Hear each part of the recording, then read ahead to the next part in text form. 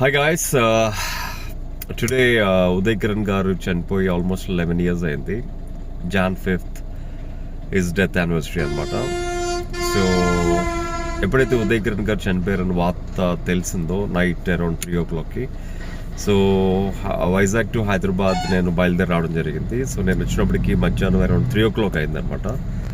So ఆ టైంలో నేను డైరెక్ట్గా నిమ్స్ పంజాగుట్టకు వెళ్ళినప్పుడు, సో లోపలికి ఎవరిని అలౌ చేయలేదు, బట్ రిక్వెస్ట్ చేసి లోపలికి వెళ్ళిన తర్వాత మార్చురీ నుంచి ఉదయ్ కిరణ్ గారిని తీసి చూపించారు. సో నేను అక్కడ ఉన్నాను అనమాట. సో అప్పుడు యూజువల్గా మనం టచ్ చేసినప్పుడు ఐస్ని కొంచెం ఇలా అన్నప్పుడు, సో డాక్టర్ చెప్పింది ఏంటంటే తన ఐస్ని వేరే వాళ్ళకి డొనేట్ చేసామని చెప్పారు అనమాట. సో లోపల ఉంది గ్లాస్ ఐస్ అని చెప్పారు. సో ఆ ఐస్ డెఫినెట్గా ఇప్పుడు ఎవరో ఒకళ్ళు ఐస్తో చూస్తూనే ఉంటుంటారు.